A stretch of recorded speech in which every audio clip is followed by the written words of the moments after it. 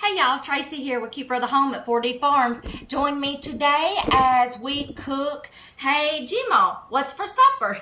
Well, tonight I'm going to be making deep fried chimichangas, okay? Y'all, our local Mexican restaurant, we eat there all the time. Sometimes when we just don't have the energy for me to cook, or I'm sick, or I just don't want to cook, okay?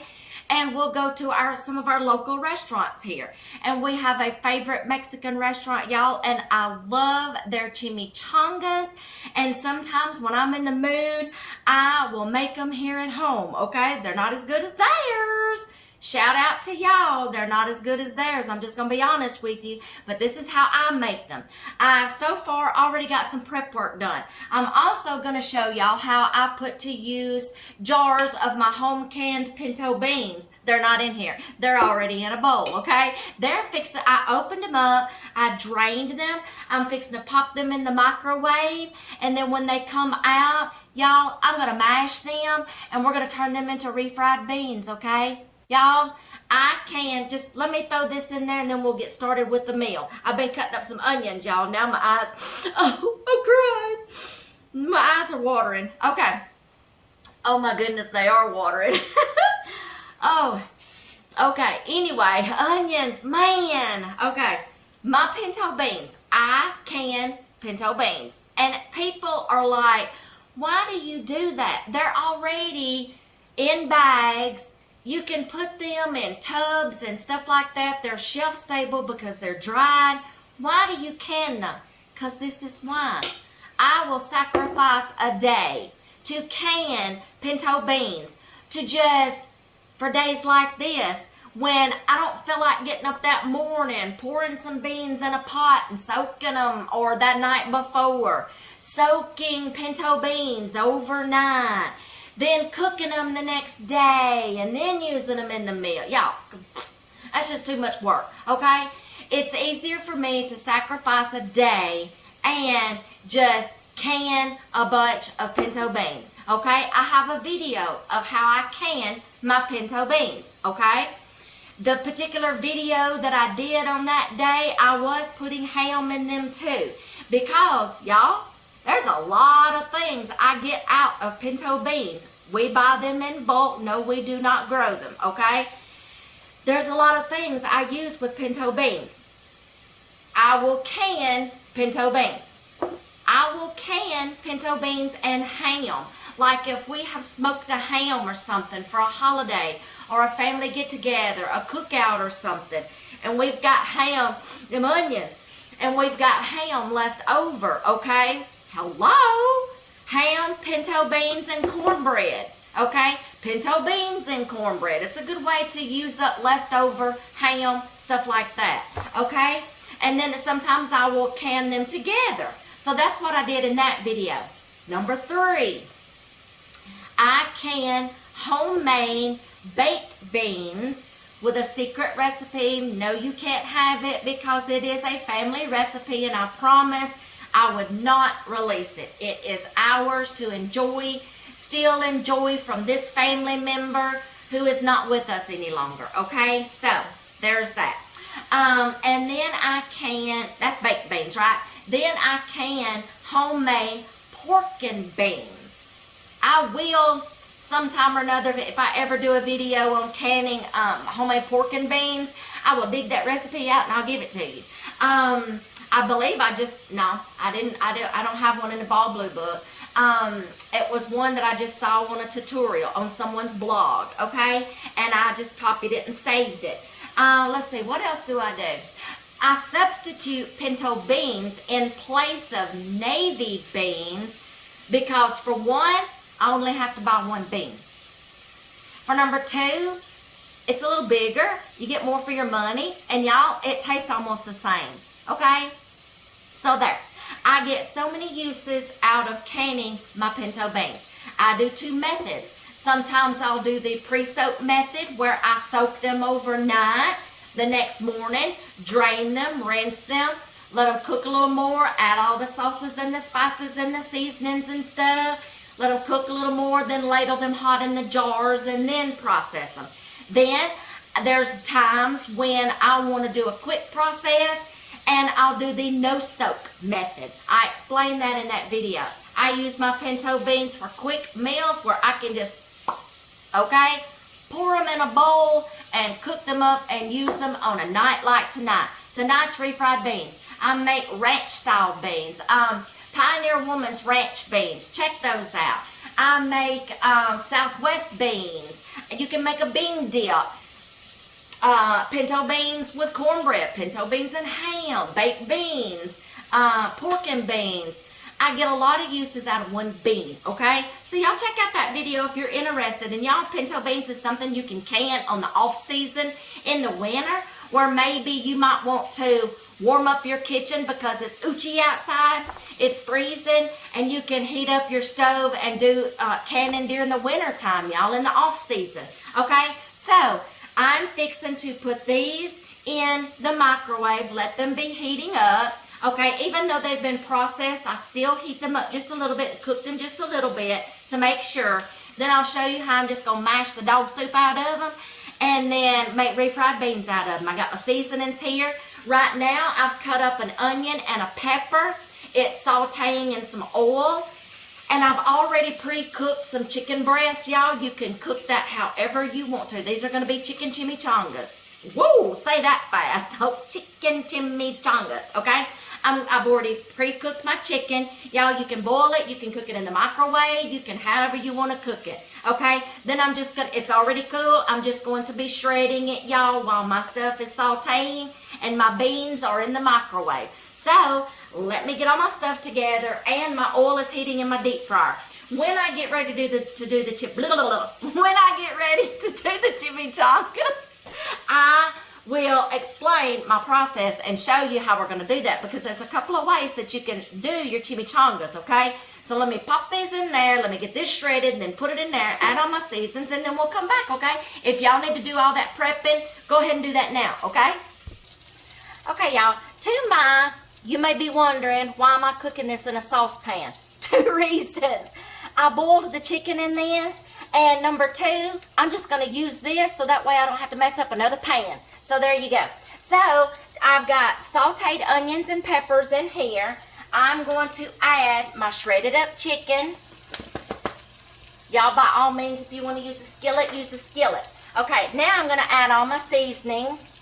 Chili powder. I'm going to open up the fat end because I need a lot, because this is a lot. Now, y'all, you can use fajita seasoning mix. You can use taco seasoning mix. The packets if you want to. That's fine. They put chipotle powder or cayenne pepper in it or whatever. I can't do so hot seasonings. I'm just going to use just a little bit of Cajun seasoning just to still give it a little bit of kick, but not as hot as cayenne pepper, y'all. I just can't do it. Okay? Paprika, your basic taco seasoning or fajita seasoning, okay? That's basically what I'm putting in it, okay? I need to fill that back up, okay? Onion, might as well just do the big one over here, okay? Granulated onion. Even though I've already got onions in here, y'all, I'm still going to use the onion. Granulated garlic. Open the little fat end, okay? Granulated garlic, because I don't have any garlic in here, y'all. Okay, now, salt. I gotta hurry up and stir this. Salt, pepper,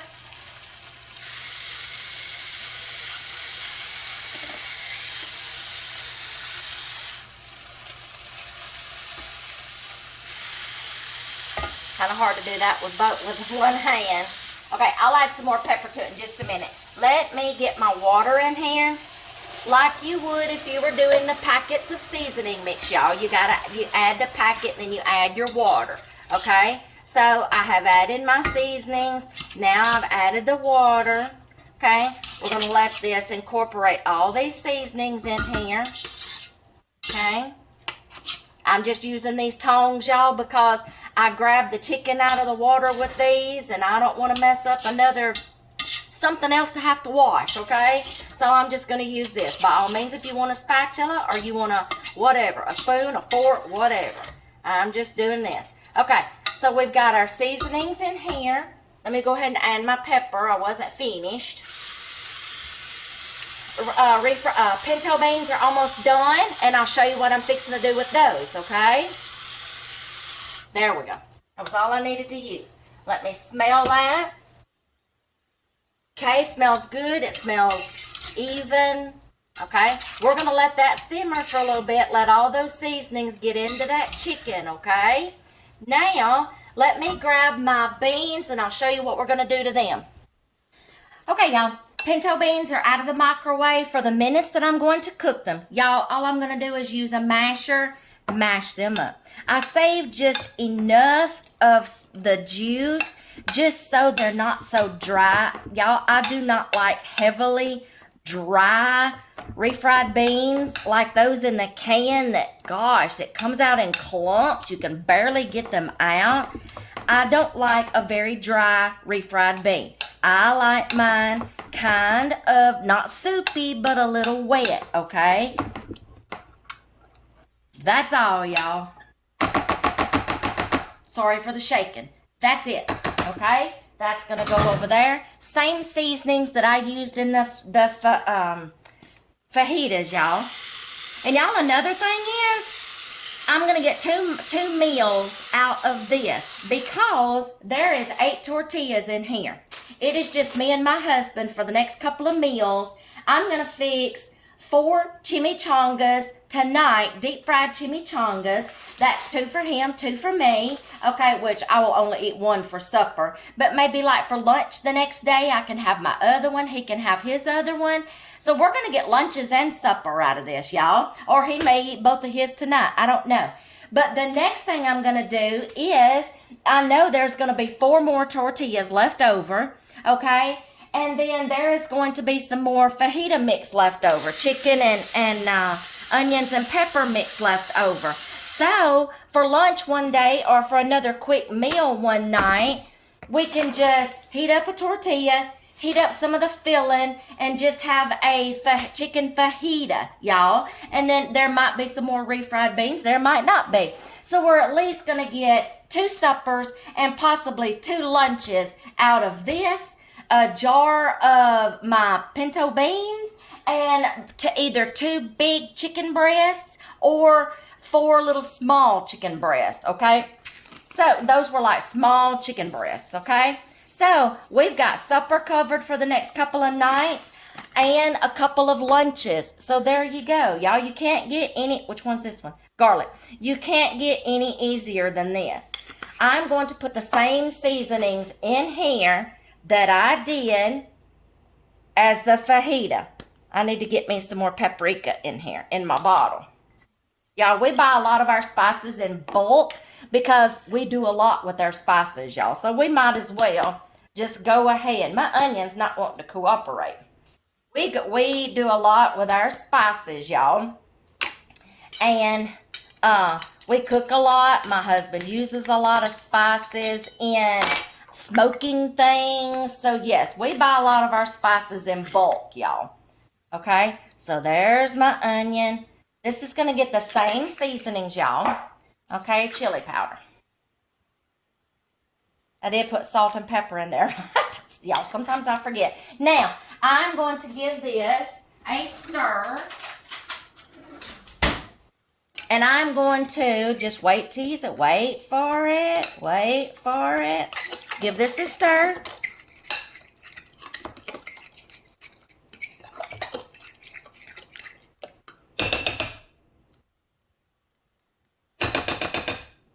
I got mozzarella cheese. Oh, yes. Did y'all think I wasn't going to do that?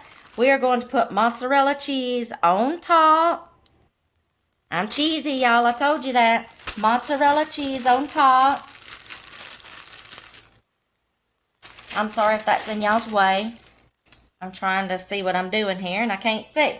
I'm at an odd angle, okay? So, yeah. And then this is just going to go back in the microwave for like 45 seconds.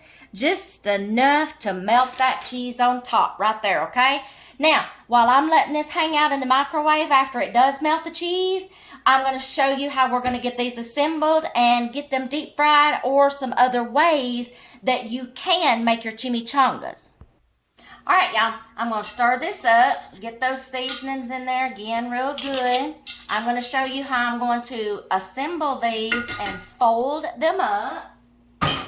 Now, I'm going to talk to y'all while I'm doing this, okay? Where's my fork? I don't want to burn my hand. Okay, I'm going to talk to y'all while I'm doing this. I am going to deep fry these in my deep fryer, and I will show you how I'm going to do that without them floating to the top and spilling all your filling out, because I've done that, okay? I learned my lesson, and I learned another way to do them, y'all, to where they're not floating to the top and spilling all the insides out, okay?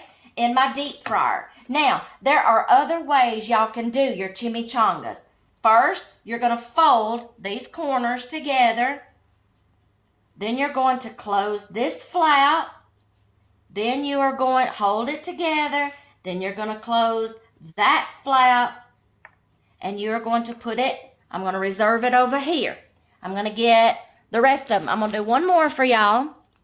Okay, now there's a lot of ways that y'all can do your chimichangas.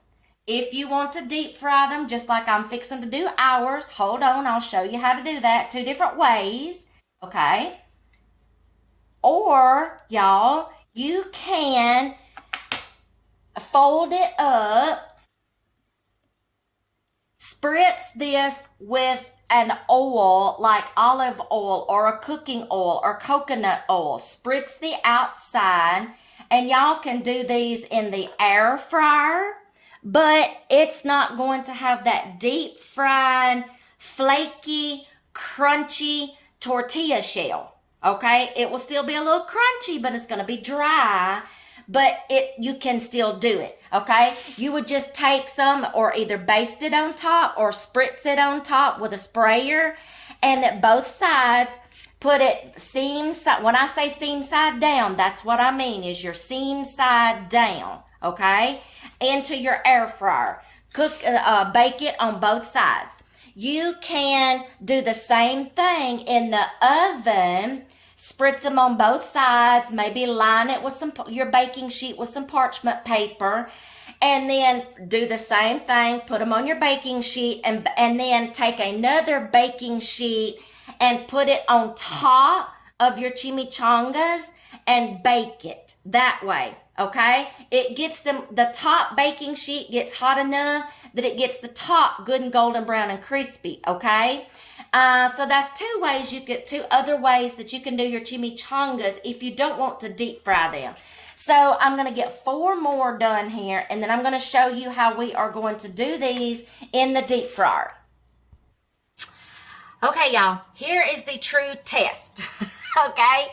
I even tried the toothpick method, y'all, and it did not work. They still bubbled them open.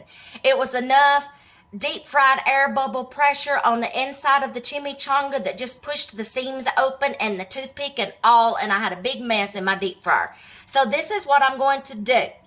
If you have a basket, you can do this. Put the chimichanga on the basket, don't drop, put down inside the deep fryer, but hold with your tongs, seam side down, hold down with the tongs until it gets the bottom side crispy. Okay, don't just lower your basket in there and let everything bubble up, because I'm serious, y'all, you'll have a mess. So I'm going to let this deep fry till the bottom side is good and crispy. This is going to take a few seconds, y'all. Okay. The reason why I'm going to do the bottom side is, first I want to seal that seal. I want to close up that seal to where that way I can flip it over and it won't pop open. Okay. So let me get this side done.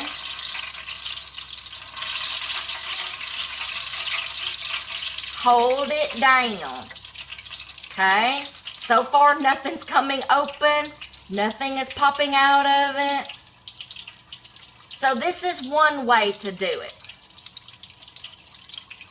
Good, good, good, good, good, good, good, good, good, good, good. And I check it occasionally to make sure that the seam is not busting open. I want to get that bottom side sealed really good, so that way I can flip it over.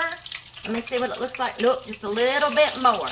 Let me get this one done on the bottom side, and I'll take it out, lift it up, let you see what it looks like, and we'll do the top side. I'm looking for that deep golden brown color on the bottom, okay? Just a couple more seconds. Let's see what this looks like on the bottom. Let me turn it over. Oh yeah, look at that deep golden brown color, y'all. Now I can flip this over and get the top side. I'm still gonna hold it down just a little bit, and then we're gonna get the bottom side, okay? Oh yeah, that's very good. Y'all, that is, look, it's even floating now, but it's not popping open. So I know that it sealed that bottom side first. Now, if you don't want to do this in the deep fryer, by all means, get you a shallow skillet. You know, like a skillet that's about that thick, that shallow, okay? Pour you some oil in the bottom of it to where when you put your chimichanga into the skillet, the oil will come up to at least halfway. Get that bottom side done first. Take your tongs, flip it over, that seam is shut, and then just deep fry the bottom. So that's two ways you can still have that fried chimichanga effect. Y'all, look at that. Look at that golden, deep fried color. All right, I am going to do the other three the same way. Then we're going to prep and get this meal put together, and then I'll show you what it looks like, okay? Y'all, a lot of people are like, well, why do you go through all the trouble of putting oil in a big old deep fryer and you know, frying and all such as that? Y'all, I keep oil in my deep fryer on the ready at all times because I do deep fried squash, deep fried zucchini, French fries, sweet potato fries, wedges, butternut squash fries. I use my deep fryer a lot, y'all. So, fried okra. So, yeah, I keep it on the ready a lot, and like every other week or every week, just depends on how many times the oil has been used, I will drain it out and freshen up the oil. All right, we're going to finish this one. We're going to finish the other three. All right, y'all. How delicious do those look? Okay, now I'm fixing to get the pinto beans out, or the refried beans, and let you get a gander of those. Okay, y'all, there you have it. Deep fried chicken chimichangas and refried cheese beans. Y'all, you can pair this with some rice. Pair this with some rice, some more rice if you want to. Fix you some rice to go with it for that good Mexican dish. I am probably going to plate this up with, like my tripod's not cooperating. Okay, finally got it to work. I had to get on to it there for a second and scold it for a second. Anyway, you can pair it up with some rice. I am going to plate up. I'm probably not going to do a taste test, y'all, because I fixed this meal 1,000 times. I know what it tastes like, okay? So I know it's good, okay? But I will get my plate fixed. You can put on top of your chimichangas whatever you want to put on it. I'm going to put a little bit of lettuce, a little bit of cheese on top, and then I'm going to be putting some picante sauce and some sour cream on top of mine. Y'all, you can go a step further and you can put olives, black olives, mushrooms, rotel tomatoes on top if you want. Oh, that's a good idea. I may or may not open up a jar of rotel tomatoes and just sprinkle them on the top, okay? Guacamole, okay? Yeah, and then just put me some, I'll plate it up here in just a little bit, and then when I get it plated up, I'll let you see what it looks like, okay? All right, y'all, here we go. Here's mine plated up. I got the refried beans. I got the chimichanga. I got some picante sauce on top of that. Lettuce, sour cream, some cheese on top. I just used some things that I had on hand in the refrigerator, y'all. And I made a mess trying to pour the picante sauce. But that's okay. It's still going to eat up just fine. I don't have any black olives or anything. But y'all, you can dress the top of these any way that you want to. Or you can just leave them plain. You can even put enchilada sauce on top of them. Okay? On top of your chimichangas. So that's our supper for tonight, y'all. I am hungry. We are fixing to eat. I hope y'all liked this video. Give us a thumbs up, like and subscribe. Share our videos, y'all, with friends and family from this crazy old woman, okay? We are fixing to eat. I hope y'all give this a try. I gave you some extra ways that you can make your chimichangas. So y'all try these, and when you do, and they turn out good, y'all come back and tell me how they did, okay? And how much you liked them. So I hope y'all like this video, and y'all go try you some chimichangas. See you in the next one.